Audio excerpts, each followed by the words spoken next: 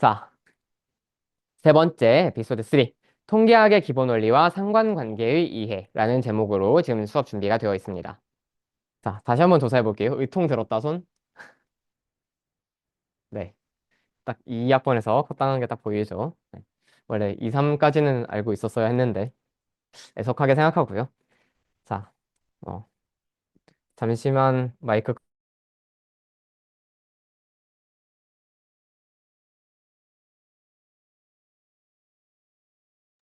네. 아무 말도 하지 않았어요. 자, 그럼 시작해 보겠습니다. 자, 오늘 어떤 내용 할 거냐? 우리 일단 저번에 판다스 다루다가 한 가지 제가 얘기 안 한 부분이 뭐가 있었냐면 그래프 그리는 거, 데이터 시각화 관련된 얘기를 안 했거든요. 이거 오늘 좀 해볼 거예요. 되게 재밌을 겁니다. 그 다음에 그 기술 통계량들, 막 사분위수, 백분위수, 중앙값, 중위값 이런 것들 어떻게 이해해야 되는지도 설명을 좀 드릴 거예요.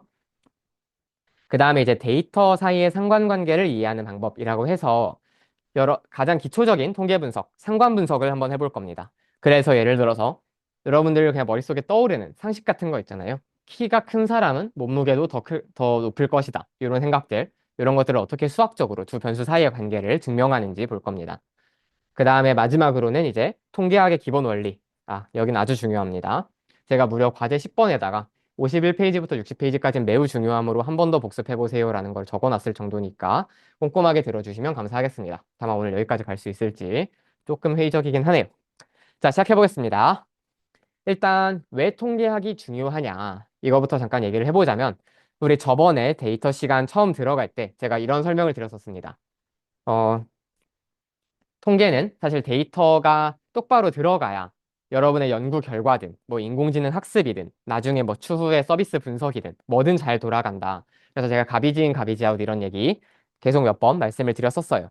그만큼 데이터가 중요하다라는 건데 그래서 데이터를 실제로 뭐가 중요하냐 하면 데이터를 그냥 여러분들이 열심히 들여다보고 다각도로 다관점에서 계속 분석을 해보면서 그 데이터의 특성을 이해하는 게 정말 중요해요.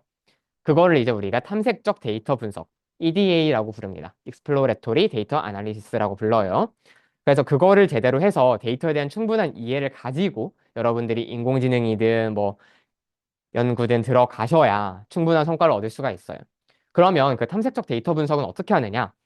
그거를 지금부터 설명을 드리려고 하는 겁니다. 네. 그러니까 데이터를 저번 시간에 배운 거는 사실 데이터를 그냥 가공하고 다루는 방법이잖아요. 조회하고. 근데 그게 아니라 정말로 거기서 어떤 인사이트를 얻어낼 수 있도록 그걸 분석하는 방법을 지금부터 설명한다. 이해를 해주시면 되겠습니다. 네.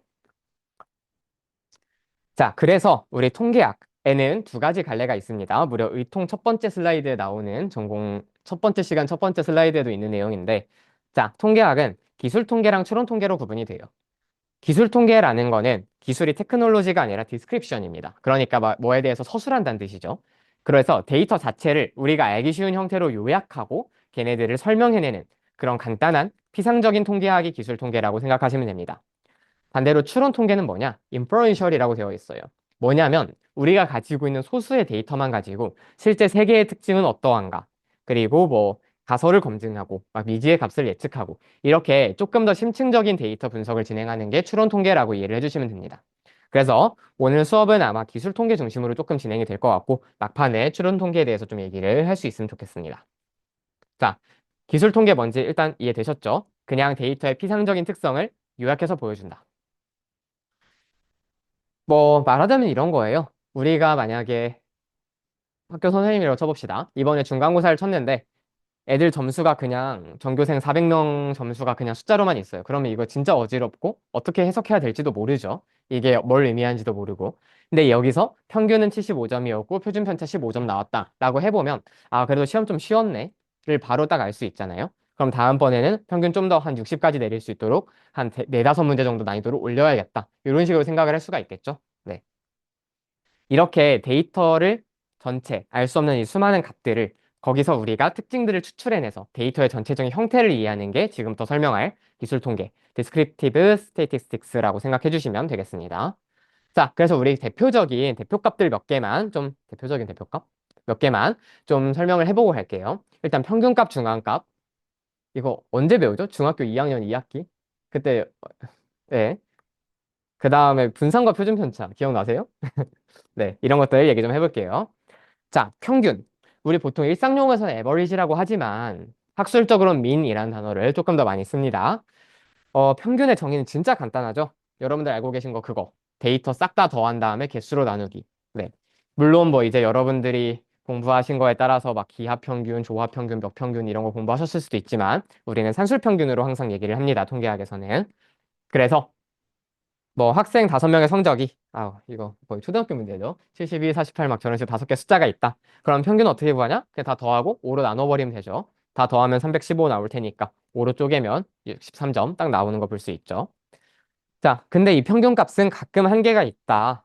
어, 사실 평균만큼 그 데이터의 특성을 가장 직관적으로 잘 보여주는 값이 없기는 해요. 우리도 왜 맨날 혈압 같은 거 얘기할 때도 평균적으로 120에 80 이런 식으로 얘기를 하잖아요. 그만큼 이 데이터가 어디에 몰려 있어야 정상인지를 가장 잘 보여주는 대표값이긴 합니다. 그치만 뭐 그런 거 있잖아요. 이제 서울대생들의 과별로 재산 평균을 내보면 졸업생 아마 동양미술과가 1등일 거예요. 왜냐면 이재용이 거기 나와가지고 네 그런 거 뭔지 알죠? 사실 네 논란이 될 수 있으니 마이크 잠깐만 끄고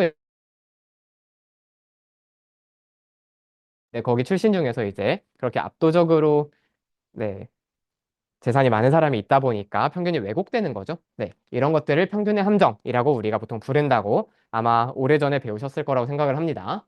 네, 그래서 은근히 극단치에 취약하다라는 거죠. 이게 실제로는 어떤 문제가 되냐? 나중에 말씀드리겠지만 가끔씩 잘못 수집된 데이터가 있으면 이게 오류가 나는데 어, 한번 예시를 들어보자면 어떤 사람의 키를 왜 그랬는지 모르겠지만 미터 단위로 조사했다고 쳐봐요. 뭐 1.72m, 1.86m 이런 식으로 조사를 했다고 쳐봐요. 근데 데이터 딱 값 하나만 뜬금없이 센티미터로 해버린 거야. 160. 그럼 얘를 싹 다 평균 내면 막 값이 2m, 3m 이렇게 나오겠죠. 이런 식으로 뭔가 단위 실수가 하나가 있거나 잘못 기록된 값이 있으면 평균이 팍팍 튀기도 합니다. 이런 건 주의하셔야 된다. 중간값은 그거에 비해서 조금 안정적이죠. 중간값은 말 그대로 데이터의 모든 값들을 크기 순으로 쭉 줄 세웠을 때 걔네들의 네, 가운데 딱 말 그대로 메디안 위치에 있는 값이라고 생각을 하면 되죠. 해부학 할 때도 메디안이 정중면 요거잖아요. 제일 센터로 자른 거. 똑같이 딱 한가운데 있는 값이라고 생각해 주시면 돼요. 그리고 뭐 데이터의 개수가 짝수개면 가운데 있는 두 값 평균 낸다. 요것도 아마 여러분들이 익히 들어보셨을 거라고 생각을 합니다. 그래서 일반적으로 가장 대표성 있는 값은 평균으로 인정이 되지만 저렇게 좀 특이할 때 분포가 막 이재용이 껴있다. 뭐 국회의원 평균을 내는데 안철수가 껴있다. 안철수 혼자 평균 한 100억 올려주거든요. 약간 이런 값들이 껴있다. 그러면 이제 중간값이라는 다른 대체적인 방법을 사용할 수 있다. 이렇게 생각을 해주시면 됩니다. 그리고 또 한 가지 은근히 장점인 것 중에 하나가 중간값은 우리가 특히 홀수계면 실제로 있는 값들 중에 하나를 선택하는 거잖아요. 그래서 실제로 존재하는 값이라는 것도 은근히 장점이 돼요. 네. 실제로 그 데이터 안에 있는 값이라는 게 장점이 됩니다. 자, 중위값을 살짝만 우리 확장시켜서 분위수라는 걸 얘기를 해볼게요. 퀀타일이라고 하는데, 네. 분위수라는 건 기본적으로 뭐냐면 값들을 쭉 줄 세웠을 때 걔네들을 n개의 그룹으로 나눈 거예요. 그랬을 때 그 경계선에 있는 값들이라고 생각해 주시면 되거든요. 사실 중위값도 이분위수예요. 데이터를 쭉 줄 세운 다음에 큰 쪽, 작은 쪽 두 덩어리로 딱 균등하게 나눴을 때 그 센터에 있는 값이 중간값이잖아요. 그러니까 분위수, 중간값도 사실 이분위수인 거죠. 자, 통계학에서 보통 많이 쓰는 값으로는 사분위수가 있고요. 백분위수가 있습니다. 백분위수는 안 쓰고요. 사분위수. 네. 사분위수는 그냥 이름에서 되게 직관적이죠. 데이터가 전체가 있으면 이렇게 7개의 숫자가 있으면 얘를 이렇게 한 번 가운데서 자르고 그 각각 잘린 부분도 한 번씩 더 잘라서 내도막을 내는 거죠. 갈치처럼. 그 다음에 그 경계선에 있는 3개의 값들을 사분위수라고 우리가 부릅니다. 그래서 작은 쪽, 항상 작은 쪽이 Q1이에요. 작은 쪽에 있는 값을 제1 사분위수, 큰 쪽에 있는 값을 제3 사분위수, 가운데 있는 값을 제2 사분위수라고 부릅니다. 근데 제2사분위수는 사실 정의에 의해서 중간값이랑 당연히 같겠죠. 왜냐하면 50대 50으로 정확하게 분할하는 값이니까. 제4분위수가 대표적으로 어디에 나오냐? 우리 학점. 매년 네, 여러분들 성적표 다 나간 다음에 학년별로 학점을 사분위수로 공지합니다. 우리 학교는. 네. 그래서 25% 2.6 네, 그만할게요. 아무튼 이런 식으로 공지를 합니다, 우리가. 그래서 제1부터 3, 4분위수라는 말을 쓴다. 그래서 사실 얘네들의 값만 봐도 대충적으로, 대략적으로 분포가 어느 정도가 되는지는 우리가 직관적으로는 이해할 수 있겠죠. 네, 그렇습니다. 참고로 진짜 TMI 하나 말씀드릴게요. 아까 전에 그 중간값은 계산할 때 가운데 두 개 값 평균 낸다 그랬잖아요. 사분위수 같은 거는 더 복잡해지는데 어떻게 구하느냐? 자, 이런 논리를 쓰는데 예를 들어서 지금 17이 1번 값이고 95번이 8번 값이라고 생각해봐요. 총 값이 8개니까. 그러면 Q2는 어떻게 구하느냐? 4번이랑 5번 평균 내잖아요. 4.5번이라고 생각했잖아요. 그럼 Q1은 어떻게 구하냐? 4.5번이랑 1번의 가운데죠. 그러니까 번호로 치면 2.75번째 값이죠. Q1은. 그러면 2번이랑 3번 값을 1대 3으로 비례평균 냅니다. 이런 식으로 구해요. 4분위수 구할 때는. 이해되시죠? 어떻게 한다는 건지? 네. 그래서 사실 4분위수가 아니라 막 7분위수, 13분위수 막 이런 기괴한 분위수를 여러분들이 만들어도 이렇게 다 비례평균으로 그 인덱스 번째 값이 뭔지를 구해 나간다. 이렇게 생각을 해주시면 됩니다. 네. 얘를 조금 더 확장해서 100분위수라고도 해요. 100분위수라는 건 뭐냐? 전체를 100명이라고 생각하고 쭉 줄 세웠을 때 몇 등에 해당하느냐. 네. 뭐 그렇습니다. 자, 그 다음에 대표값. 이번엔 삼포도죠. 분산과 표준 편차는 어떤 값에 퍼져 있는 정도를 나타내는 지표죠. 이거 잠깐 설명을 해볼게요. 분산은 어떻게 계산을 하느냐? 네, 이거 다 많이 해보셨죠? 손 계산으로 많이 해보셨죠? 네. 각각의 별량 5개 있으면 평균 구한 다음에 별량에서 평균 해가지고 편차 열심히 구하고 걔네 다 제곱해가지고 평균 때려서 분산 구했었던 거 기억나시죠? 네. 아마 여러분들 한 6, 7년 전 얘기라서 기억이 잘 안 나실 수도 있는데 거기다 루트 씌우면 표준 편차였죠? 중학교 3학년 이야기다. 네. 그때 배웠었습니다, 우리가. 그래서 당연히 이제 평균값을 기준으로 편차들의 절대값이 좀 크게 분포하고 있으면 분산도 그만큼 커지고 그 다음에 작게 분포하고 있으면 그만큼 분산도 작아지게 되니까 결론적으로 편차가 얼마나 큰지 그 퍼져 있는 산포도를 나타내는 지표다 이렇게 생각을 해주시면 돼요. 그래서 여기 제가 예시 데이터를 2개를 만들어 놨는데 데이터 1번이랑 데이터 2번 둘 다 시험 점수라고 생각을 해봅시다. 둘 다 평균은 63이에요. 근데 편차를 계산해보면 데이터 1번은 마이너스 19, 막 플러스 33 이런 식으로 값이 좀 크죠. 근데 반대로 데이터 2번은 보면 마이너스 그래도 10에서 다 한 자릿수 범위 안에 몰려 있어요. 그래서 얘네들을 다 제곱하고 평균을 때려보면 분산이 데이터 1은 364, 굉장히 큰 값이 나오는데 데이터 2는 이제 52.8, 좀 작은 값이 나오죠. 얘네들의 루트를 씌워보면 각각 표준 편차까지 구할 수 있다. 이런 얘기입니다. 그래서 실제로 이 값들을 이렇게 수직선에서 쭉 나타내보면 와 진짜 중학교 수업 같다.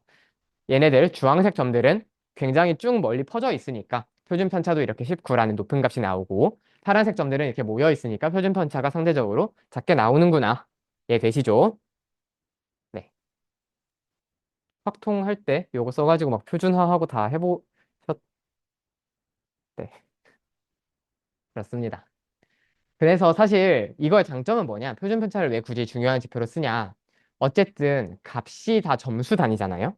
그러면 편차도 점 단위겠죠? 근데 그러면 얘네들을 제곱하면 점은 제곱 단위가 되겠죠? 그래서 분산은 항상 별량의 제곱입니다, 단위가. 근데 여기다 루트를 다시 씌워주면 다시 원래 점 단위로 돌아오잖아요. 그래서 원래 값들과 단위라던가 대충 크기를 맞춰서 쓸 수 있다. 그래서 표준 편차가 유용한 값이다. 이 정도로 생각을 해 볼게요. 네. 어차피 여러분들 잘 하고 계실 테니까. 자, 이 정도 우리 기술 통계량에 대한 사전 지식을 가지고 이제 한번 다시 판다스로 돌아가 볼 건데요. 여러분들 이제 데이터 파일 다 다운 받으셨나요? 데이터.csv 노션에 있었는데 다 다운로드 해주시고 그 다음에 우리 파일 제목 뭐라고 할까? descriptive.interactive python 노트북 파일 하나 만들어 주겠습니다. 여기서 이제 챕터 1 기술 통계량 관련된 내용들 다 다룰 거라고 생각해 주시면 돼요.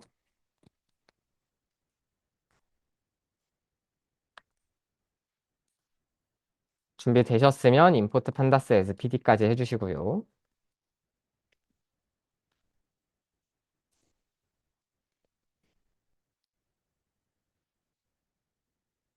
까지 되셨으면 readcsv에서 data.csv까지 불러와 주세요. 해서 이 변수는 그냥 df라는 이름으로 우리 저장을 합시다. 간단하게.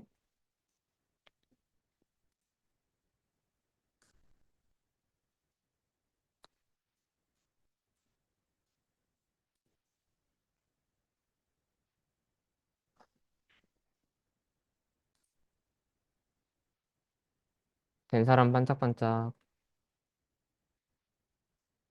많이 없군요.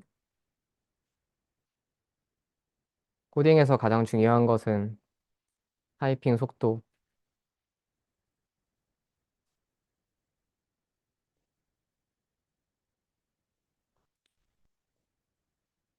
이게 영타 한 150 나오는 거랑 영타 300 나오는 거는 정말 코딩할 때 그 느낌이 다릅니다.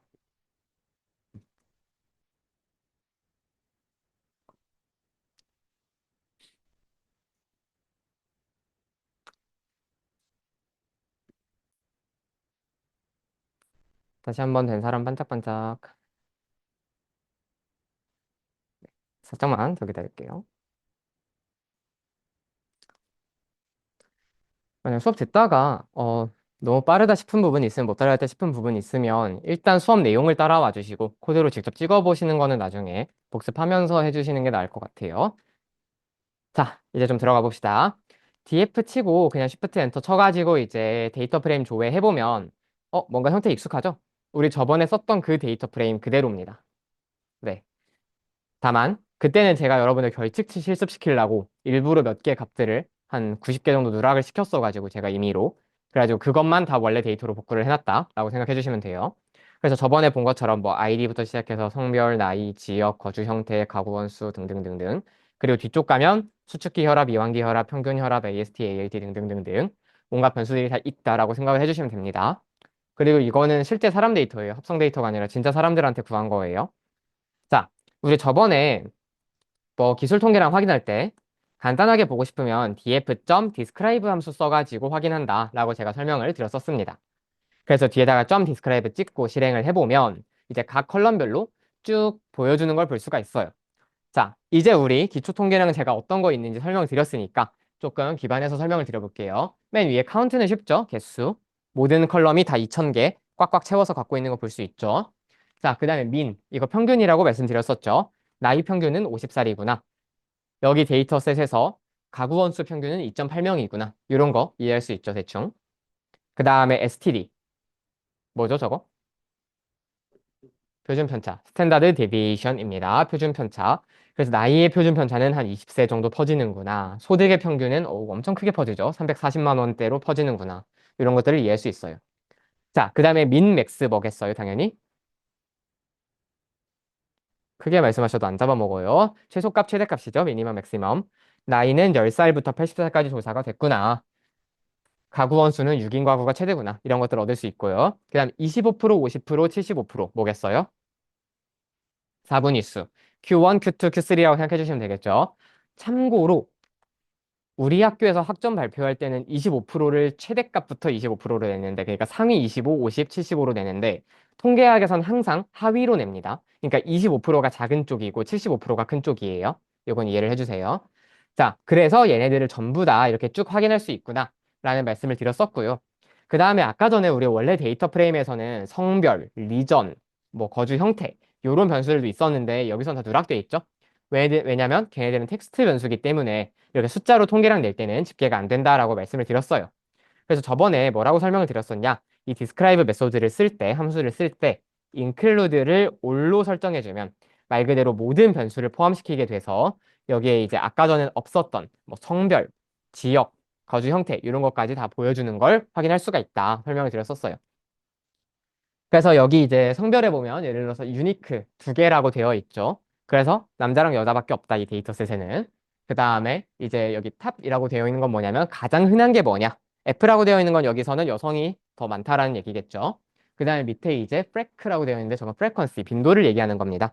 그래서 지금 여기서 가장 흔한 그 여성이 몇 개나 빈도가 있냐? 1073개라고 생각을 해주시면 됩니다. 자, 리전으로 한번 생각해 볼게요. 리전 여기 데이터셋의 총 개수 몇 개? 네. 근데 그 중에서 값의 종류는 몇 개?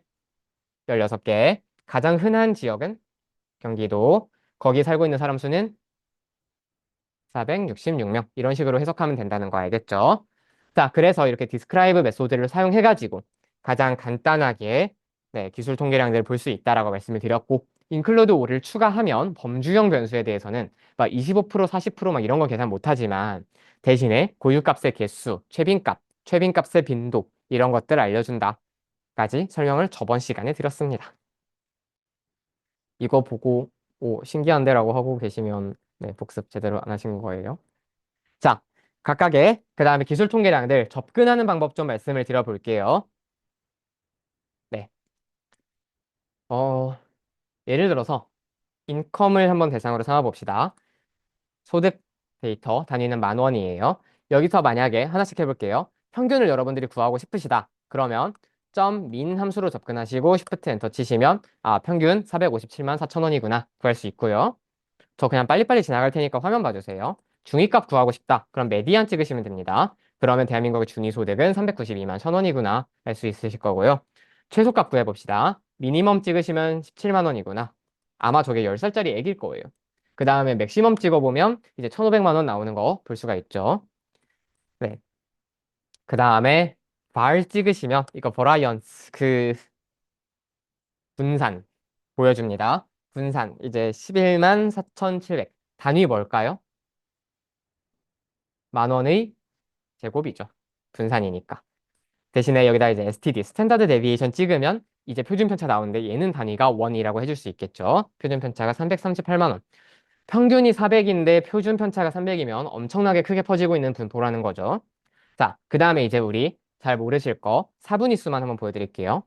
저번에 아까 전에 뭐라고 했냐면 분위수를 퀀타일이라고 부른다고 했어요. 그래서 우리 그대로 퀀타일 함수 써주거든요. 그래서 퀀타일 찍고 나서 뒤에다가는 사실 이렇게 하시면 됩니다. 그냥 4분이 있으면 4분의 1 찍어주면 Q1 나와요.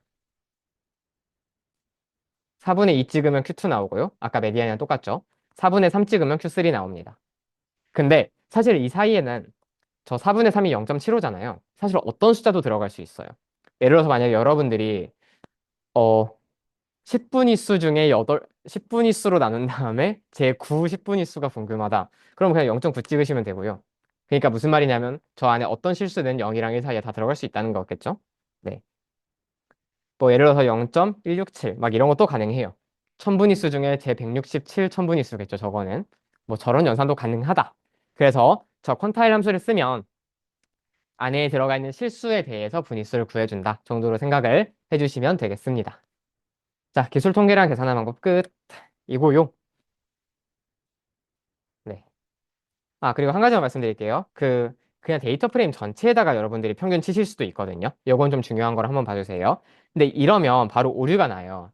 왜 오류가 날까요? 데이터 프레임 전체에 대해서 평균을 구하려 그러면. 뭐라고요? 다숫자 형식이 아니라서. 아까 리전, 뭐 이런 거 평균 못 구하겠죠. 하우스 이런 것들.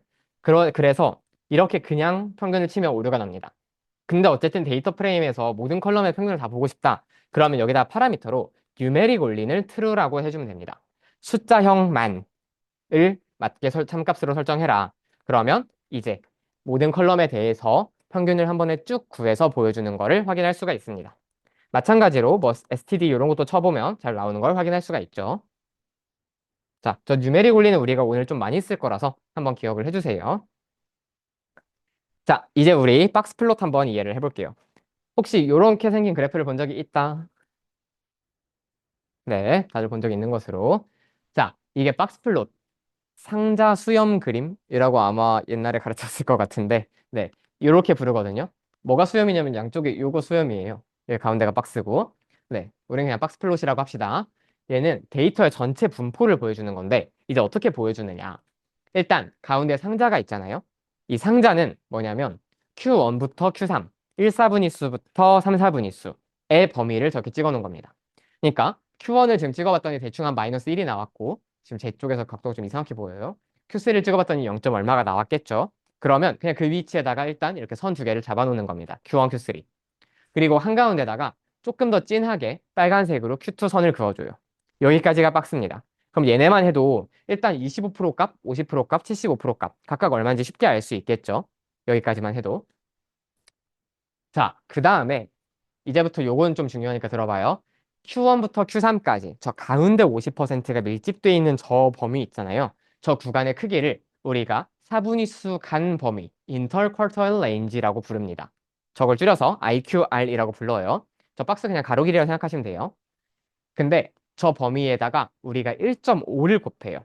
그건 연구마다 다르긴 한데 국제 표준은 1.5입니다. 1.5를 곱해서 이 박스의 양쪽 선부터 더 멀어져 봅니다. 여기까지를 우리가 데이터 값의 정상 범주라고 불러요. 여기까지 이해되시죠? 자, 그러면 아까 전에 제가 말씀드린 것처럼 미터 단위로 키를 재고 있는데 막 173 이런 게 있다. 그러면 걔는 당연히 이 선을 더 벗어난 한참 저쪽에 있겠죠? 이런 값들을 우리가 이상치, 아웃라이어라고 부릅니다. 이해되셨죠? 그러니까 여기에 지금 맥시멈, 미니멈이라고 써 있는데 얘네는 실제 값 중에 최대, 최소를 의미하는 게 아니에요. 실제 값 중에 최대는 당연히 얘고 보라색, 최소는 얘겠죠? 근데 그게 아니라 정상 범위의 상한과 하한이라고 생각을 해주시면 됩니다. 여기까지 따라오셨어요? 네, 좋아요.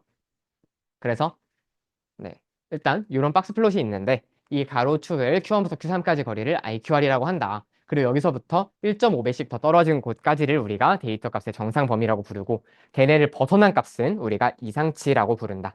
라고 설명을 드렸습니다. 그래서 막 교수님들이 아웃라이어, 아웃라이어 하는 거 많이 들어보셨을 텐데 그 아웃라이어가 바로 이 이상치예요. 1.5배 이상 벗어난 거. 이해되시죠? 네.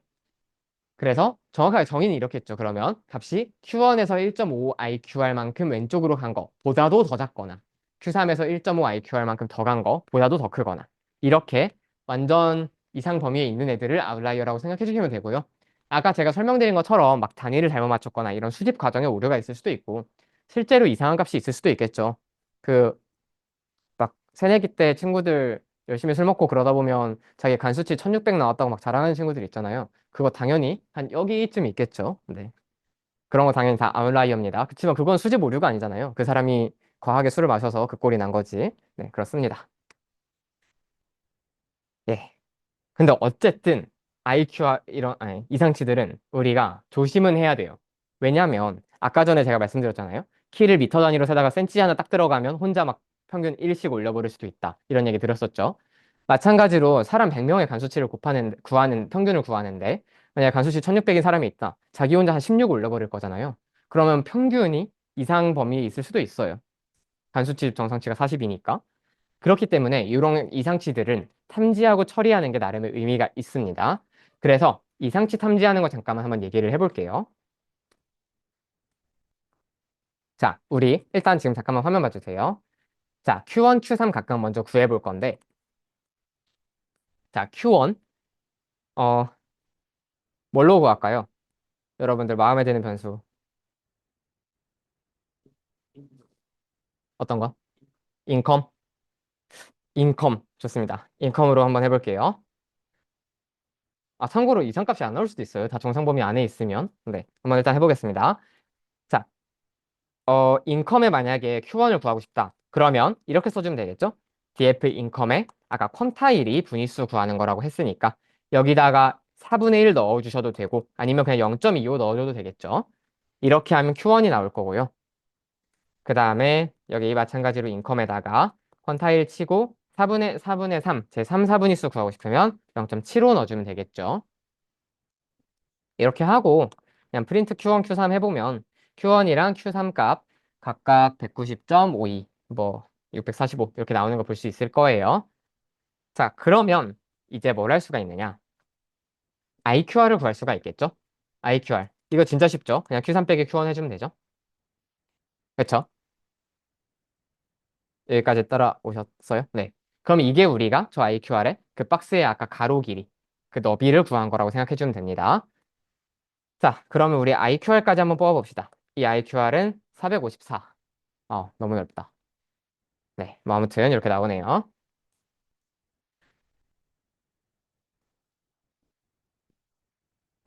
변수를 하이트로 바꿔줄게요. 왜냐하면 IQR이 너무 넓어서 지금 이상치가 안 나올 것 같아요. 한 번만 바꾸고 출력해보면 이제 하이트는 꽤 좁은 범위로 나오는 걸 볼 수가 있습니다. 자, 여기까지 따라오셨죠? 그러면 이제 우리가 미니멈이랑 맥시멈 그 리밋을 정할 수가 있거든요. 정상치의 상한선은 아까 어떻게 계산한다고 했었죠?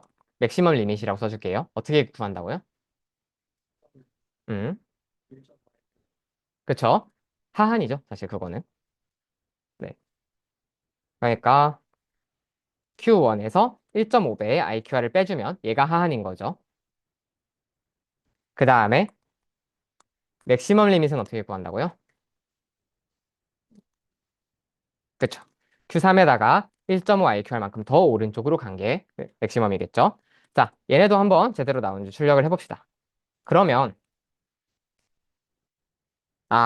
키에서 136.3cm를 정상 범위의 하한선으로 190.7cm를 정상 범위의 상한선으로 잡고 있구나 라는 걸 알 수가 있겠죠. 자, 그러면 이제 우리가 이상치를 어떻게 찾느냐 들어보세요. 그럼 우리가 찾고 싶은 거는 저 민 리밋보다 더 작거나 맥스 리밋보다 더 큰 값을 찾고 싶은 거죠. 이거 저번 시간에 우리 어떻게 한다 그랬죠? 아는 사람. 그쵸? 불린 인덱싱. 게다가 조건이 지금 두 개니까 복합 조건으로 불린 인덱싱이라고 생각해 주면 되겠죠. 자, 한번 생각해 봅시다. 이제 데이터 프레임에다가 인덱싱을 할 건데 두 조건이 있을 거예요. 5월이에요, 엔드예요? 5월. 그쵸? 자, 5월로 이제 연결을 해봅시다. 자, 첫 번째 조건은요. 하이트가 민 리밋보다 더 작거나 이거의 첫 번째 조건이 될 거고 두 번째 조건은 하이트가 맥스 리밋보다 더 크다가 되겠죠?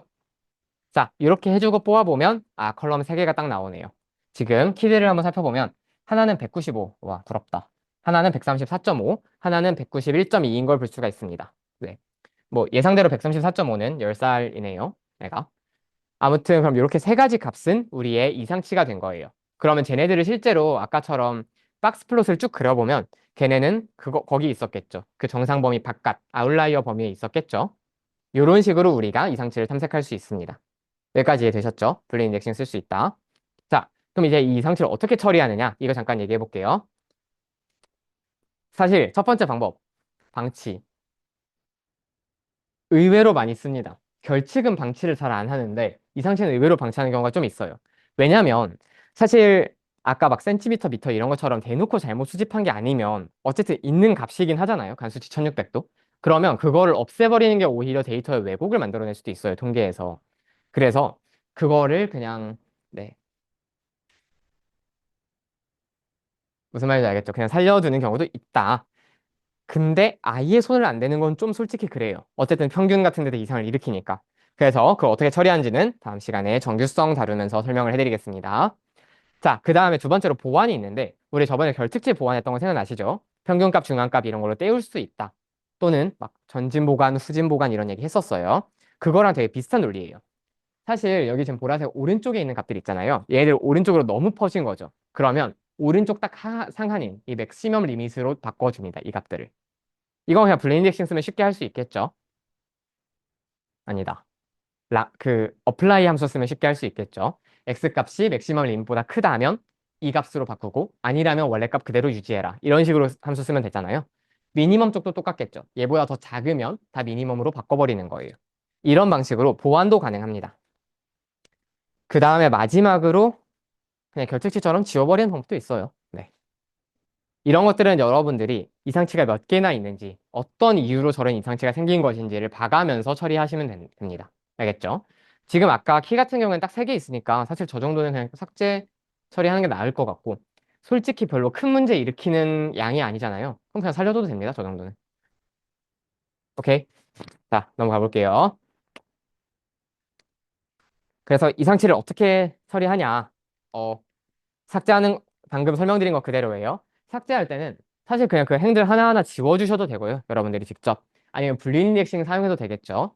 불린 인덱싱 사용해서 아까 그 정상 범위 안으로만 이렇게 조건을 걸어주는 거예요. 아까 전에는 이쪽 바깥 5월 이쪽 바깥이었잖아요. 대신에 이쪽 안쪽 엔드 이쪽 안쪽으로 이렇게 조건을 걸어주는 거예요. 그러면 1997개 아까 그 이상치 3개 빼고 나머지 값들이 남겠죠. 걔네들을 데이터 프레임에다 다시 저장해주면 그 이상치만 깔끔하게 날아가겠죠. 이렇게 삭제하면 되고요. 보완할 때는 제가 아까 말씀드린 것처럼 어플라이 써서 이렇게 좌쪽 상한보다 하한보다 더 작으면 이쪽 리밋으로 바꿔주고 우측 상한보다 더 높으면 우측 상한으로 바꿔주고 아니면 원래 값 유지. 요 함수 하나 어플라이 해주면 쉽게 바꿀 수 있겠죠. 이해되시죠? 네. 이렇게 해서 우리가 값을 처리를 합니다. 정말 사소한 질문인데 이상치 처리하면 통계치가 바뀌어서 IQR이 움직이지 않느냐, 상한 하한이. 네, 움직이는데 신경 쓰지 않습니다. 미미하기 때문에. 자, 여기까지 기술 통계 끝났고요. 이제 우리 재밌는 거 그래프 좀 그려볼게요. 데이터 시각화라고 되어 있는데 일단 여러분들이 먼저 해주실 게 하나 있습니다. 터미널에다가 pip install matplotlib 해서 저 패키지 하나만 설치를 해주실 건데 네.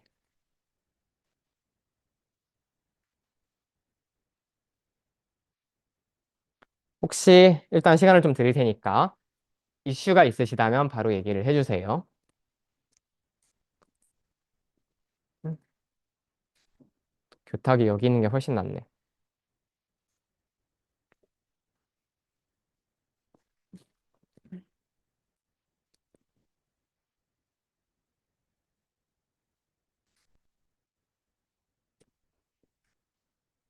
혹시 과정에서 오류가 생기면 꼭 불러주시고요.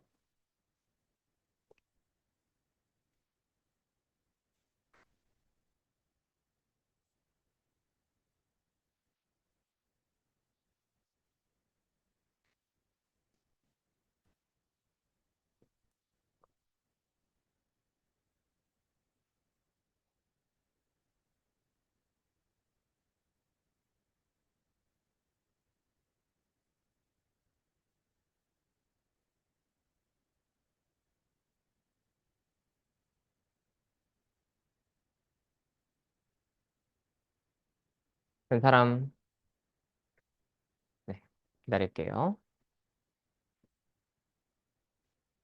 네, 됐어? 개발자처럼 보이고 싶다면 노트북에 스티커를 덕지덕지 붙이고 후드티를 쓰고 다니세요. 진짜 헛소리네.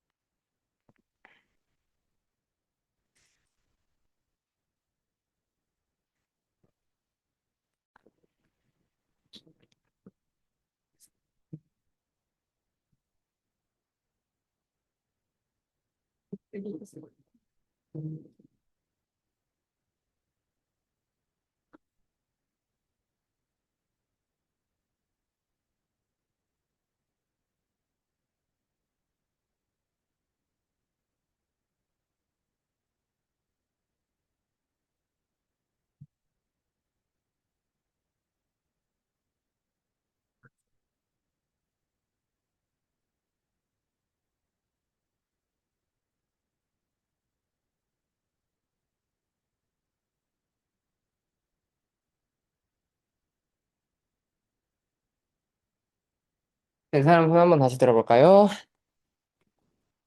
네, 진행해볼게요. 그러면 우리 방금 맵립이라는 이제 또 확장팩을 깔았는데 네, 여러분들 컴퓨터에 무궁무진하게 확장팩이 앞으로 늘어날 거예요. 기대하시고 네, 지금 제 노트북에 한 세 본 적은 없네요. 한 5, 60개, 5, 60개는 깔려 있을 것 같은데. 아무튼, 매플로립은 뭐냐면, Mathematical Plotting Library예요. 그러니까 쉽게 말해서 수학적 그래프를 그려주는 라이브러리라고 생각을 하시면 됩니다.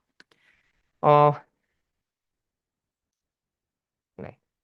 사실 이거 설치만 하셨으면 여러분들이 그래프를 그릴 수 있어요. 임포트를 하지 않아도. 지금 제가 저기다 임포트 부분 하나 써놨잖아요. 사실 저거 안 하셔도 됩니다. 왜냐면 판다스에서 기본으로 저 매플로립이랑 연계를 지원하기 때문에 네. 꼭 저걸 쓰지 않으셔도 바로 쓸 수 있습니다. 자, 그래서 이제 한번 써볼 건데, 우리 방금 전에 박스 플롯이라는 거 다뤄봤잖아요. 상자와 수렴 그림, 그거 한번 그려볼게요. 자, 어떻게 쓰느냐? df 일단 시리즈를 하나 불러올 건데, 우리 변수는 키로 합시다. 똑같이. 하이트를 불러오고요. 뒤에다가 점 플랫 써줍니다. 플랫이라는 함수가 바로 그래프를 그리는 통합 함수라고 생각을 해주시면 돼요. 그 다음에 kind라는 파라미터를 설정할 건데 kind는 뭐냐면 무슨 종류의 그래프를 그릴 것인가 이거를 박스로 해줍시다. 우리 박스 플롯 그릴 거니까 하고 실행을 해줘 보면 오 그래프가 그려집니다. 재밌 네 박수까지 칠 건 없는데 아무튼 네 그래프가 그려집니다. 그래서 지금 여기 보시면 대충 Q1 값이 한 150 후반대에 있고 Q3 값이 170 초반대에 있고 진짜? 아 이거 남자 여자 키 섞은 거라 그래요. 그다음에 메디안이 대충 160 중반 정도에 있는 걸 볼 수가 있죠. 쉽죠? 이해하는 거. 그 다음에 여기서부터 이 상자, 세로 길이에 1.5배, 1.5배씩 더 간 곳에 맥시멈, 미니멈 리밋 그려져 있고, 우리 아까 봤던 것처럼 작은 쪽에 이상치 하나, 큰 쪽에 이상치 두 개 있는 거 다 정확하게 확인할 수 있죠. 참고로 우리 아까 전에 본 그림은 가로 그림이었는데 얘 왜 세로냐? 나 가로로 그리고 싶다 하시면 여기다가 그 뒤집는 걸 인버트라고 하잖아요. 버트는 false라고 해주시고 그리시면 가로로 그려집니다. 버트는 false. 이렇게 하면 가로로 그리실 수가 있습니다. 멋있죠? 네, 그렇습니다. 자, 그래서 이런 식으로 플롯 함수를 이용하면 여러분들이 다양한 그래프들을 그릴 수가 있고, 참고로 여러 플롯 한 번에 그릴 수도 있어요. 이거 한번 해볼게요. DF에서 이제 그 컬럼을 SBP, DBP, 평균 BP 셋 다 가져올 거고요. 얘네에 대해서 이제 똑같이 카인드 박스로 해서 박스 플롯 한번 그려줄게요. 마찬가지로 벌트도 폴스로 해서 여기다가 리스트로 넘겨줘야 된다는 거 아시죠? 대괄호 안에다가 여러 개의 변수 한 번에 넘길 때는 이런 거 그려보면 오 각각 혈압 3개에 대해서 박스 플롯을 그려서 하나의 그래프에다가 쭉 그려준 거를 볼 수가 있습니다. 이해되셨죠? 네, 그래요. 그래서 얘네들은 나중에 여러분들 뭐 논문에다 피규어 쓰시거나 등등등등 할 때 아주 익숙하게 쓰시면 되고요. 자, 지금부터 제가 끓이기? 그래프 꾸미는 방법 빠르게 설명을 드릴 건데 얘네들은 나중에 여러분들 다른 플롯에서도 다 적용되는 거니까 공통적으로 네, 그냥 한번 일단 여기서 쭉 한번 정리해서 보여드릴게요. 일단 가장 기본적인 거 몇 개만 설명을 드리자면 지금 여기 그래프 있었잖아요. 여기다가 제목이랑 X축, Y축을 설정할 수가 있어요. 자, 제목 쓸 때는 어떻게 하느냐? 타이틀, 여러분들 그냥 지금은 좀 화면 봐주시면 좋겠어요. 타이틀, 그냥 여기다가 블러드 프레셔 디스트리뷰션 뭐 이런 식으로 제목을 대충 달아줍니다. 참고로 한글 하면 그 깨지거든요, 폰트가. 이게 폰트가 아마 한글 지원 안 하는 폰트일 거예요, 기본 폰트가. 그래서 깨지는데 그거는 그 구글 찾아보시면 쉽게 해결하는 방법 나와 있으니까 찾아보시면 될 것 같고요. X 레이블에다가는 타입 오브 프레셔 뭐 이런 식으로 지금 아니다.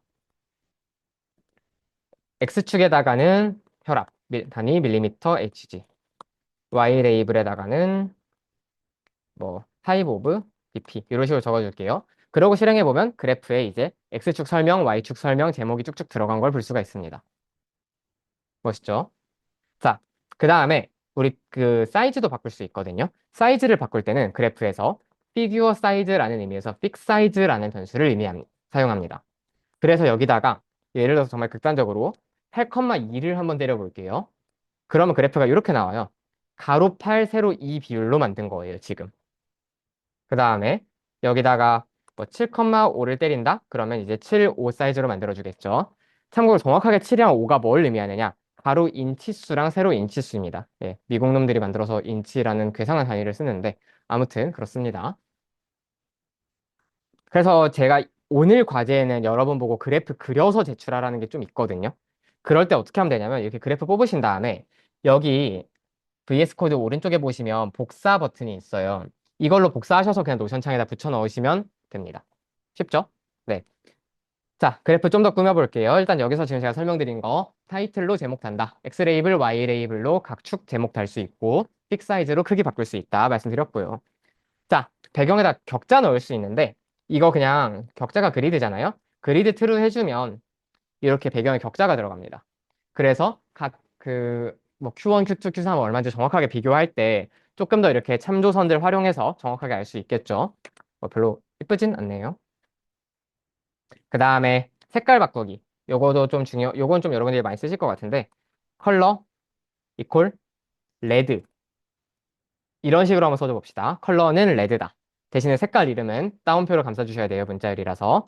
이렇게 처리하면 그래프의 색깔이 빨강으로 바뀌었죠. 참고로 레드라고 그냥 영어로 막 써도 인식하느냐? 네, 인식합니다. 실제로 미리 저장되어 있는 색깔 이름이 한 140개 정도 있어서 걔네들은 저렇게 입력하면 자동으로 바뀌어요. 어떤 것도 가능하냐? 크림슨 있습니다. 저장된 이름 중에. 크림슨 치면 이제 고려대 색깔 딱 나오죠. 네. 이렇게 한 140개 정도 색깔이 저장돼 있고 혹시 뭐 디자인 하시는 분들 헥스 코드라는 거 들어보셨을 것 같은데 색깔을 6자리의 16진수 코드로 표현한 거예요. 그것도 넣을 수 있습니다. 뭐 등등등 자유롭게 활용하시고 그 다음에 마지막으로 이제 몇 가지 한두 가지만 더 보자면 로테이션이라는 파라미터가 있어요. 루트.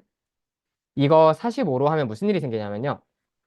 지금 Y축 저거 글자가 45도씩 돌아간 거 볼 수 있죠? 뭐 이런 사소한 깜찍한 일을 할 수가 있고 그 다음에 마지막으로 폰트 사이즈 얘는 말 그대로 글자 사이즈 조절하는 거겠죠? 얘를 만약에 한 3으로 설정한다? 그러면 글자가 훨씬 작아졌죠? 지금 레이블은 안 작아졌는데 여기 지금 120, 140 이런 저 값들이 훨씬 작아진 걸 볼 수가 있어요. 그리고 만약에 폰트 사이즈를 30으로 설정해준다? 좀 보기 싫은 결과물이 나왔네요. 아무튼 이런 식으로 굉장히 다양한 옵셔널 파라미터들을 활용해서 여러분들 마음대로 그래프를 꾸미실 수 있다 라고 설명을 드리겠습니다. 만약에 여러분들이 조금 더 그래프를 고급으로 꾸미고 싶다 하면 저 코드 붙여넣은 다음에 GPT나 클로드한테 나 이렇게 이렇게 바꾸고 싶은데 라고 설명하시면 얘가 되게 잘 바꿔주거든요. 왜 이거를 제가 사실 영차시 때 GPT에 의존하지 말아라라고 말씀드렸는데 왜 이렇게 설명을 하냐. 파라미터가 너무 많아요, 꾸미기. 그래서 그건 여러분들 다 기억하시는 것보다 중요한 거, 타이틀, X 레이블, Y 레이블, 컬러 정도만 기억해 두시고 나머지는 그때 필요할 때마다 그냥 GPT한테 물어가면서 하는 게 차라리 효율적이라고 생각합니다. 이게 코드 구조에 막 중요한 것도 아니고요. 그쵸? 그래서 이렇게 꾸밀 수 있다. 앞으로 나오는 여러분들 다양한 그래프들 제가 설명드릴 건데 다 이렇게 꾸밀 수 있어요. 똑같이. 그래서 제가 아까 전에 레드나 크림슨 이런 것들 다 글자로 들어간다 그랬잖아요. 글자로 입력할 수 있는 색깔 뭐가 있는지 제가 너무 친절하게 이렇게 팔레트로 하나 네, 만들어 놨으니까 나중에 이 강의 슬라이드 들어오셔서 네, 색깔 찾으시면 됩니다. 생각보다 예쁜 것들 많아요. 저는 다크 오렌지가 마음에 드네요. 네, 왜냐면 저게 신경학회 메인 컬러거든요. 네, FF8000입니다. 헥스코드로. 자, 일단 기본적인 박스 플롯 우리 한번 그려봤고요.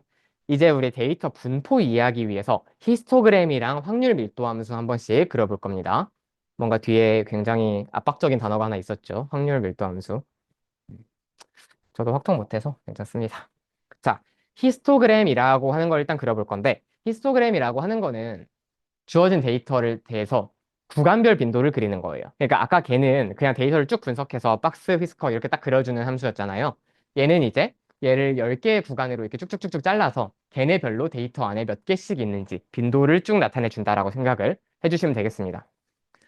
그래서 예를 들어서 여기서 맨 처음에 60부터 한 60 후반 정도까지는 저 구간은 대충 뭐 한 10개, 20개 정도 있고 이런 식으로 해석하시면 돼요. 히스토그램은. 이해되시죠? 자, 그러면 히스토그램 어떻게 그리냐? 자, 한번 저는 수축기 혈압으로 한번 가볼게요.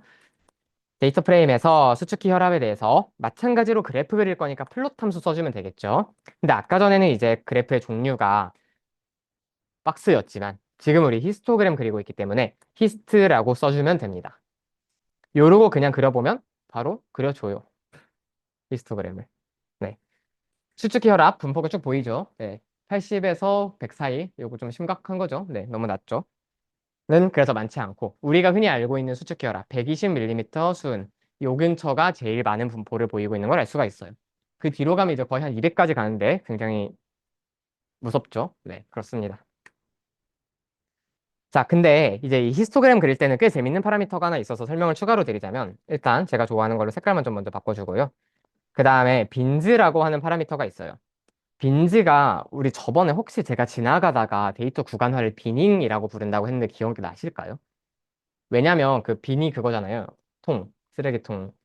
거기로 이렇게 나눈다라고 해서 비닝이 구간화예요. 그래서 여기다 빈즈라는 파라미터는 뭐냐? 몇 개의 구간으로 나눌 건데를 정의해주는 파라미터라고 생각하시면 됩니다. 그래서 여기다 40을 쳐주잖아요. 예를 들어서. 30만 쳐줘 볼게요. 그러면 이렇게 훨씬 더 세세한 구간으로 잘게 쪼개서 히스토그램을 그려주는 모습을 볼 수가 있습니다. 이해되시죠? 근데 얘를 만약에 너무 세세하게 쪼개잖아요. 한 80? 이러면 솔직히 구간화를 하는 의미가 거의 없어져요. 그래서 여러분들이 잘 이 데이터의 분포를 나타낼 수 있는 적당한 값을 사용해서 그리시는 것을 추천을 드리겠습니다. 오케이. 그래서 히스토그램은 기본적으로 히스트 파라미터로 kind equal hist로 그려주면 된다. 그 다음에 이렇게 빈즈 값으로 몇 개나 구간을 쪼갤지 설정할 수 있다. 빈즈 기본은 10입니다. 자, 그 다음에 하나만 더 해볼게요. 그 히스토그램 그릴 때 이번에는 SBP와 DBP에 대해서 한번 같이 그려볼 건데요. 하나의 그림에 아까 전에 박스 플롯도 여러 개를 담을 수가 있었잖아요. 마찬가지로 히스토그램도 여러 개를 담을 수가 있습니다. 그래서 여기다가 점 플랫 찍고 마찬가지로 kind equal histogram 해주면 이렇게 서로 다른 두 개의 그래프를 겹쳐서 그려준 것을 볼 수가 있어요. 자, 굉장히 재밌죠? DBP는 지금 이완기 혈압이니까 얘가 조금 더 왼쪽, 낮은 쪽에 분포하고 있고 SBP가 수축기 혈압이니까 시스톨릭이 좀 더 높은 쪽에 조금 더 넓게 분포하고 있는 걸 볼 수가 있어요. 그리고 여기다가도 마찬가지로 아까 뭐 빈즈 이런 파라미터들 다 똑같이 넘겨줄 수 있습니다. 근데 여기서 설명하고 싶은 거는 그거보다는 한 가지 더. 지금 여기 왼쪽이 좀 어색하게 잘랐잖아요. 파란색 보면. 왜 그러냐면 사실 있었을 거예요. 여기까지 쭉 이렇게 있었을 텐데 그래프가 지금 주황색이 가려버렸죠. 기본적으로 이렇게 두 개 이상의 히스토그램을 동시에 그리면 겹치는 부분은 그냥 겹친 채로 냅둬버립니다. 만약에 이게 여러분들이 싫으시다. 그러면 여기다가 스택드 true라는 파라미터를 넘겨주시면 돼요. 스택이라는 게 쌓다잖아요. 그래서 얘를 true로 설정하고 넘겨보면 이렇게 파란색 위에 주황색이 쌓이는 걸 볼 수가 있어요. 그러니까 얘네 둘을 겹치는 대신에 쌓여서 걔네들의 누적 분포까지 함께 보겠다. 이런 식으로 생각을 하는 거죠. 이러면 이제 혈압의 분포를 조금 더 직관적으로 이해하실 수가 있겠죠. 뭐 한 3개, 4개 넘어가도 마찬가지입니다. BP까지 넣어줘도 이런 식으로 3개의 히스토그램 다 그려주는 걸 볼 수 있어요. 이해되셨죠? 자, 우리 이제 조금 더 고차원적인 함수 하나 그려볼 건데요. 아까 전에 히스토그램은 사실 그리는 원리 되게 직관적이죠. 그냥 구간으로 찍어서 이 구간마다 빈도 구해서 막대 그래프로 쭉쭉쭉쭉. 근데 어 사실 그렇게 하면 데이터의 연속성이 사라져요. 무슨 말이냐면 사실 아까 뭐 블러드 프레셔 이런 애들은 되게 연속적인 값이잖아요. 그냥 우리가 진짜 기계에서 재서 나오는. 그러니까 사실 걔네들은 값이 연속적이라는 게 되게 중요한 특성이에요. 근데 그렇게 구간으로 끊어버리면 그 연속성이 사라져 버리잖아요. 그래서 그걸 방지하기 위해서 연속성을 살려서 곡선으로 부드럽게 그린다. 지금부터 이 컨셉을 가지고 가주시면 됩니다. 자, 지금부터 이제 확률 밀도 함수, probability density function, PDF라고 줄이는 걸 많이 보지 못했고요. 아무튼 이런 함수를 써볼 건데 얘는 이제 히스토그램보다 아무튼 설명된 것처럼 연속성을 더 잘 반영하고 데이터가 각각의 값을 가질 확률을 함수화했다라고 생각을 해주시면 됩니다. 이해되시죠? 그러니까 확률이란 건 뭐냐면 이제 그 혈압값이 한 2,000명이 있잖아요. 예를 들어서 400명이 이 값을 갖고 있다고 쳐봐요. 그러면 확률을 뽑았을 때 그 값이 나올 확률은 몇 프로죠? 20%? 네, 그렇죠. 됐죠? 그럼 0.2에다가 점을 찍고 약간 이런 논리라고 생각하시면 돼요. 근데 조금 더 구체적으로는 실제로 그 밑에서 좌표를 찍는다는 게 아니라 확률을 면적으로 정의를 하게 됩니다. 그래서 요 그래프 조금 익숙하실 것 같은데 적분에서도 봤을 거고 확통에서도 봤을 텐데 네. 만약에 값이 뭐 120에서 140 사이에 있을 확률을 구하고 싶다 하면 이렇게 확률 밀도 함수를 구한 다음에 120부터 140까지 요 넓이 정적분 해가지고 구하면 그 사이에 있을 확률이다 이렇게 생각하면 되죠. 쉽게 말하자면 그 히스토그램인데 연속성을 살려서 약간 미적분의 개념을 도입했다 정도로만 일단 이해를 해주시면 될 것 같아요. 자, 중요한 거는 얘를 이론적으로 이해하는 것보다 그릴 줄 아는 거죠. 한번 그려보겠습니다. 우리 아까랑 똑같이 일단 블러드 프레셔 하나만 그려볼 건데요. PD가 아니죠. DF, SBP에 대해서 마찬가지로 플롯 함수로 우리 그래프 그려줄 겁니다. 근데 종류를 이번에는 자, 확률 밀도 함수는 사실 이상적인 개념이에요. 왜냐하면 데이터가 무수히 많아야 그 확률을 정확하게 구할 수 있거든요. 그렇기 때문에 우리가 확률 밀도 함수를 직접 그리지는 못하고 대신에 이제 KDE, Kernel Density 뭐였죠?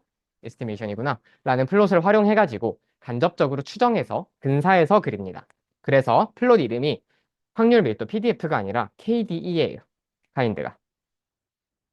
요거를 그려보면 짜잔 이렇게 확률 밀도 함수를 예쁘게 그려주는 걸 볼 수가 있습니다. 그럼 마찬가지로 우리가 대충 알고 있는 것처럼 120 근처에서 높은 값이 확 형성되고 양쪽으로 쭉 이렇게 퍼져나가는데 고혈압 환자들이 있다 보니까 오른쪽으로 살짝 이렇게 더 퍼지는 그런 형태를 볼 수가 있죠. 음. 네, 네. 사이파이 깔아야 돼요. 와우. 자, KD가 없어. 자, pip install 사이파이 SCIPY 사이언스 파이썬의 약자인데 사이언티픽 파이썬 요거 설치를 좀 해주세요.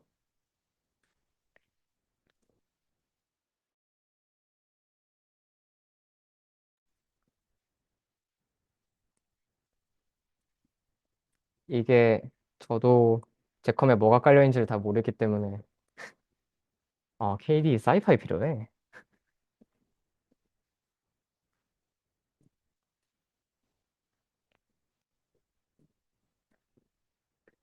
사이파이 패키지 설치하시고 카인드 KD로 해서 그래프 그리는 것까지 한번 해봐 주세요.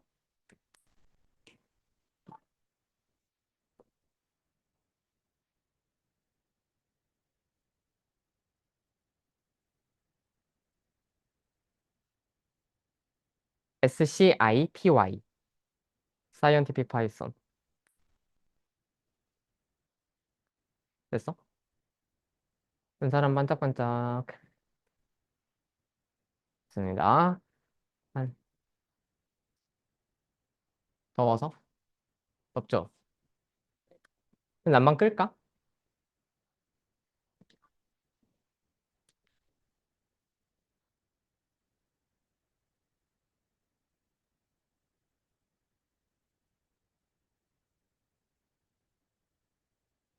동의됐어? 성원이 됐어요? 네, 좋아요. 자, 그럼 설치되셨으면 이제 다시 데이터 프레임에서 SBP 가져와서 KD 플롯 한번 그려봅시다. 여기까지 다 됐나요? 네. 그래서 기본적으로 이렇게 해서 확률 밀도 함수의 근사를 그릴 수 있다라고 생각을 해주시면 되고요. 아까 전에 우리 빈즈에서도 그 히스토그램에서도 빈즈 파라미터 사용하면 구간 개수 정할 수 있었잖아요.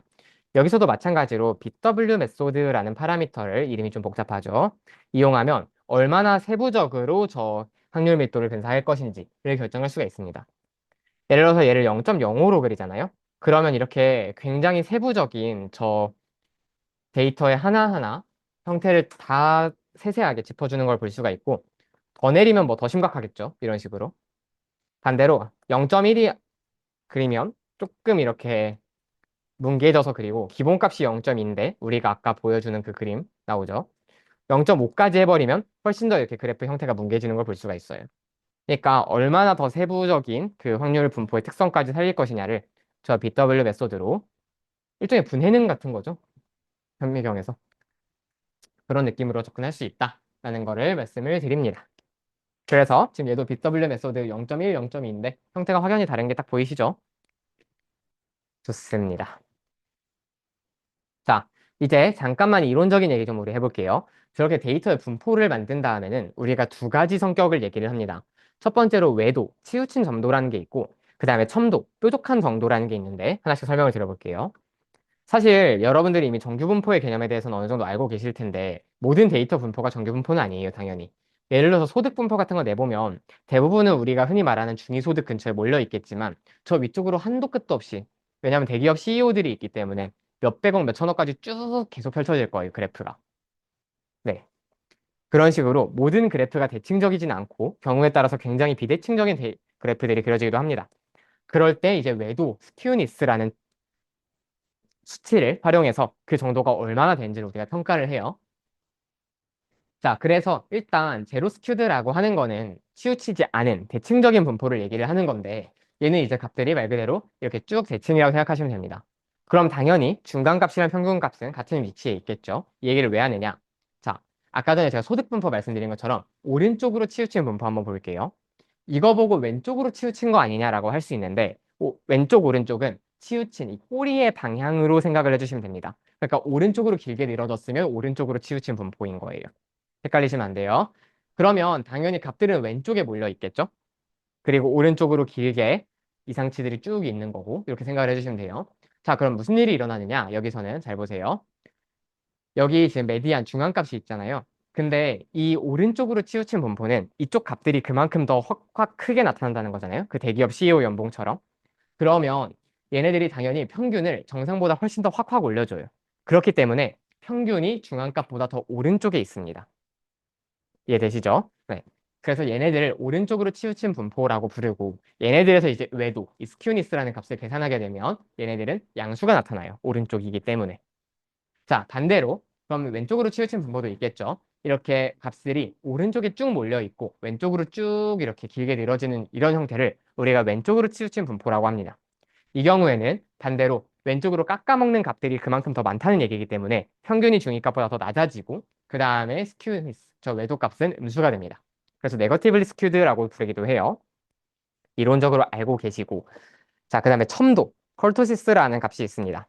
얘는 뭐냐면 데이터 분포가 얼마나 뾰족하냐를 얘기하는 건데 우리가 기본적으로 이제 표준적인 분포, 정규 분포 한번 생각을 해봅시다. 얘보다 이렇게 더 몰린 분포가 있다고 쳐봅시다. 얘를 우리가 뾰족한 분포, 첨도가 높다라고 얘기를 해요. 첨이 바늘 첨자잖아요. 그러니까 저렇게 바늘처럼 굉장히 뾰족하게 생겼다라는 거죠. 반대로 이렇게 바늘 같지 않고 오히려 이렇게 쭉 퍼져 있는 이런 분포를 우리가 완만한 분포라고 하고 저런 경우를 첨도가 낮다라고 부르게 됩니다.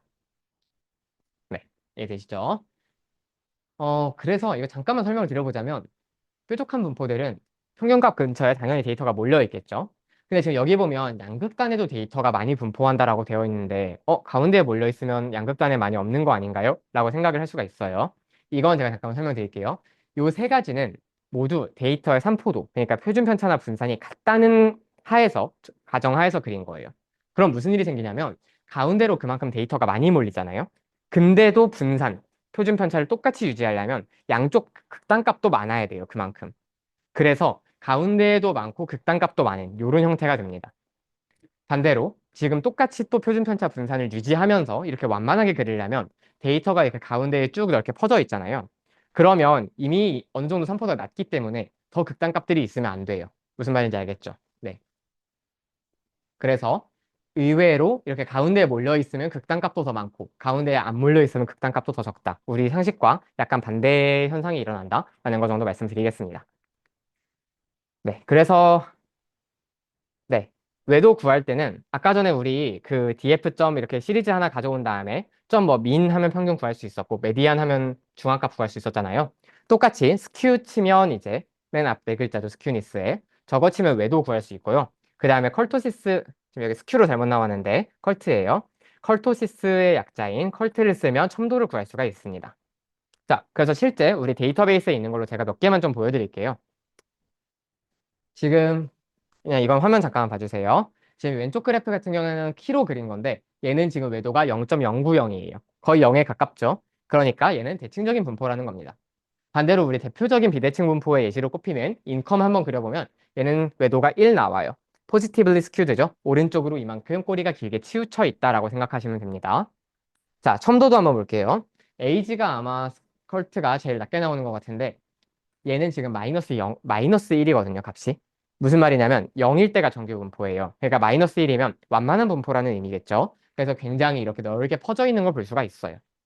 반대로 이제 헤마토크릿 같은 거 보면 0.5 정도 나오는데 살짝 뾰족한 분포죠. 이렇게 나오는 걸 볼 수가 있고 지금 저거 당화혈색소는 23이나 나와요. 첨도가. 그러니까 엄청나게 뾰족한 분포라는 얘기겠죠. 저런 식으로 그래프들의 특성을 해석하실 수 있습니다. 분포를. 우리 몇 가지 그래프만 더 그려보고 잠깐 쉽시다. 자, 일단 우리 원그래프 파이 플롯이 있는데요. 네, 말 그대로 파이 같이 생겼죠. 그 파이 이렇게 피자 잘라놓은 것처럼. 그래서 파이 플롯이라고 부르고요. 자, 우리 그러면 리전별로 한번 얼마나 분포가 있는지 알기 위해서 지역의 파이 플롯을 한번 그려보겠습니다. df 리전 그 다음에 여기다 점 플롯 찍고 이번에 카인드를 파이로 설정해주면 돼요. 이거 그려보면 어? 왜 오류가 나지? 연기가 너무 어색한가요? 왜 그러냐면 사실 파이플롯을 그릴 때는 무조건 이미 지역당 몇 개, 지역당 몇 개 이런 식으로 정확하게 카운팅이 이미 돼 있어야 됩니다. 그렇기 때문에 이렇게 그냥 지역 행들에다 지금 여기 DF 리전을 우리가 가져왔잖아요. 저기는 그냥 서울, 경기, 인천, 경기, 인천, 부산 이런 게 있을 뿐이에요. 그러니까 저런 걸 넣어주면 파이플롯이 당연히 안 그려집니다. 그러면 우리가 어떻게 그 값을 계산하냐? 저번 시간에 배웠었던 여러 가지 함수들 중에서 value count라는 함수가 하나 있었어요. 얘를 써주면 이렇게 각 지역별로 몇 개씩 있는지 분포를 쭉 보여줬었잖아요. 그렇기 때문에 DF 리전에다가 바로 파이플롯을 그리는 게 아니라 DF 리전에서 value count를 먼저 해준 다음에 걔에다가 파이플롯을 그려줘야 합니다. 그러면 잘 그려지는 걸 볼 수가 있어요. 그렇죠? 되나요? 혹시 이해가 다 잘 된 건가요? 왜요? 다시 한번 설명을 드리자면 DF 리전이 있었잖아요. 그 DF 리전을 그냥 갖고 와 볼게요. 그러면 여기는 뭐가 들어있냐면 그냥 강원, 경북, 전북, 서울, 경기, 경북 그냥 저 값들이 들어있는 것뿐이에요. 그러면 사실 걔네들을 가지고 원그래프를 그냥 그려라 라고 요구할 수가 없어요, 우리가. 밸류 카운트를 해주는 이유는 뭐냐면 저기다가 밸류 카운트를 이렇게 붙여주면 각 범주별로 경기 몇 개, 뭐 몇 개 이런 식으로 그려줍니다. 그래서 이렇게 카운팅을 해줘야 비로소 파이플롯을 그릴 수 있는 저 원그래프를 그릴 수 있는 제반이 마련됐다라고 생각해 주시면 돼요. 이제 됐나요? 네. 그래서 저렇게 밸류 카운트를 해주고 플롯을 그리게 되면 이렇게 그려집니다. 참고로 지금 왼쪽에 카운트라고 이게 겹쳐 있죠? 좀 거슬리실 텐데 저게 Y 레이블이거든요. 그냥 Y 레이블 이렇게 빈 문자로 바꿔주시면 저게 없어지는 걸 볼 수가 있습니다. 참고 삼아 말씀드렸었고요. 참고 삼아 한 가지만 더 말씀을 드리자면 요거는 네, 그냥 듣고 일단은 흘리셔도 됩니다. 뭐가 있냐면 오토 퍼센트라고 하는 그 값이 있는데 여기다가 그 퍼센트로 감싸주고 가운데다 1.1 F%라고 한번 써볼게요. 그냥 이거 그냥 보세요. 그 다음에 이렇게 실행을 하면 쭉 이렇게 퍼센트를 표시를 해줘요. 각 지역별로 몇 퍼센트나 되는지. 저게 뭐냐면 말 그대로 퍼센트를 표시해준다는 뜻이고 여기 가운데 있는 구조는 이제 파이썬 포매팅의 일종인데 어려우니까 스킵하시고 그냥 1.1 F%는 뭐냐면 한 자릿수 점 한 자릿수 소수형의 퍼센트라는 형식으로 글씨를 써줘라라는 의미라고 생각해 주시면 됩니다. 그래서 여기다가 1.0%로 하면 소수점 뒤에 숫자를 0자리 남기라는 뜻이니까 정수로 나오는 걸 볼 수가 있고 1.2%로 남기면 두 자리씩 써줘라. 그래서 두 자리씩 나오는 걸 볼 수가 있죠. 뭐 이런 것들을 여러분들이 활용하실 수 있습니다. 더 자세한 건 GPT한테. 저도 다 외우고 살지 않아요. 자, 조금 더 복잡한 가공이 필요한 작업 하나만 해볼게요. 이렇게 할 필요가 없구나. 자, 파플롯. 요거 사실 제일 익숙한 그래프 형태죠. 막대 그래프. 얘는 그냥 각 값들별로 아까 히스토그램이랑 뭔가 비슷하게 생겼는데 아까 히스토그램은 연속형 변수를 구간화해서 빈도를 나타낸 거잖아요. 얘는 그게 아니라 각 범주형 변수에 대해서 어떤 특정한 값을 계산해서 나타낸다라고 일단 생각을 해주시면 됩니다. 그래서 우리 방금 전에 했었던 요 리전 있잖아요. 밸류 카운트 붙어 있는 거. 대표적으로 여기에다가도 파플롯을 그려줄 수가 있어요. 어떻게 하면 되냐? 그냥 이 뒤에다가 마찬가지로 카인드를 바로 설정해주고 그냥 그려버리면 이렇게 각 지역별로 빈도가 얼마나 되는지를 어렵지 않게 확인할 수가 있습니다. 이해되시죠? 네. 이렇게 밸류 카운트 해주고 파플롯 그리시면 됩니다.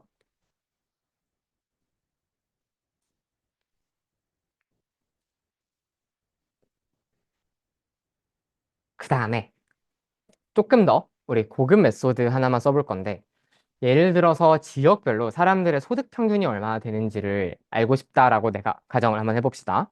그러면 사실 아까 전에 우리 DF 리전에서 밸류 카운트 했었던 약간 이런 형태가 우리 필요한 거잖아요.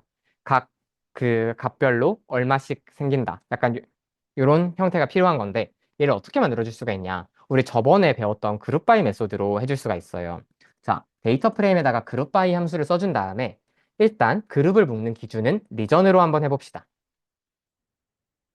되죠? 우리 배웠어요, 이거. 화면이 멈췄어요. 오, 레전드. 네. 그 강의록 27페이지 아래에다가 제가 적어놓은 코드 봐주시면 됩니다.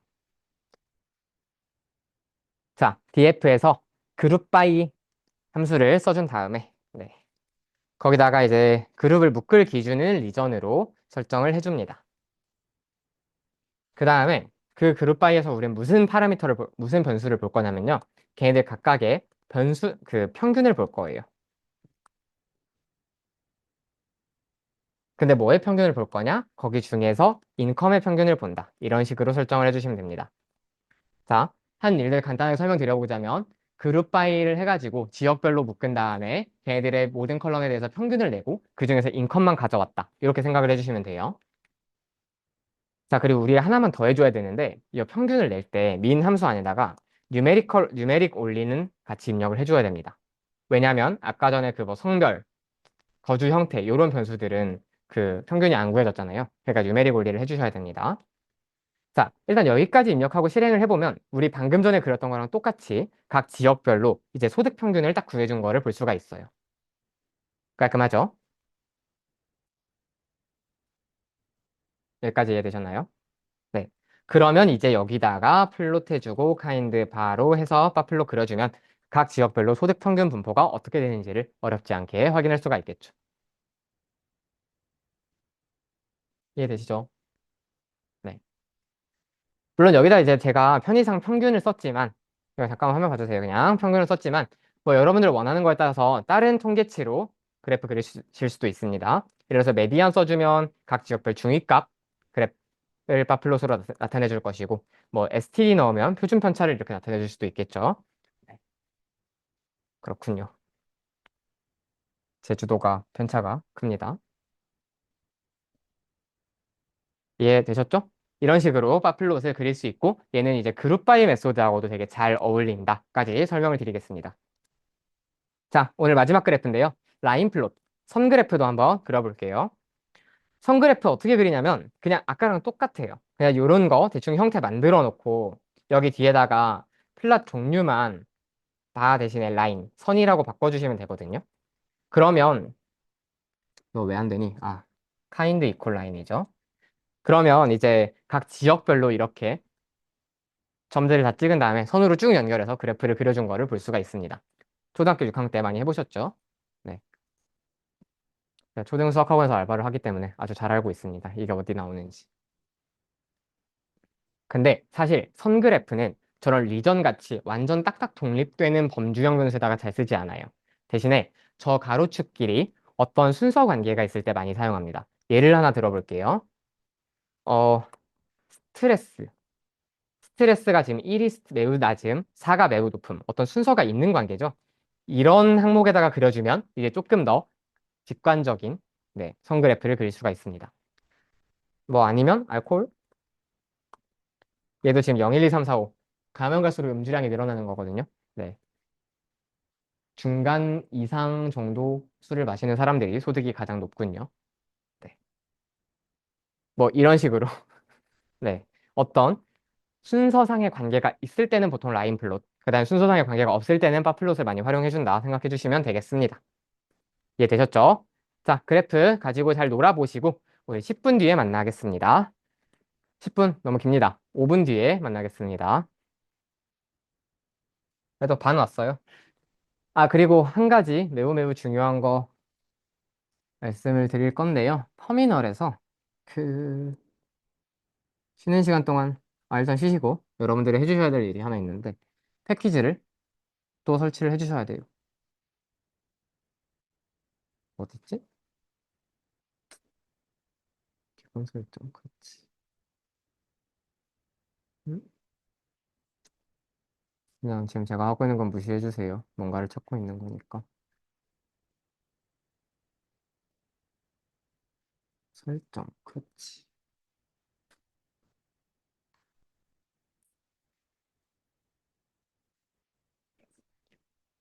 그 두 개를 설치를 해주셔야 되는데요.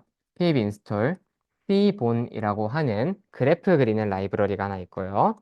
pip install stats 모델이라고 해서 통계학 라이브러리가 있습니다. 요거 두 개만 설치를 좀 하고 쉬시면 됩니다. 자, 첫 번째 시간 여기까지.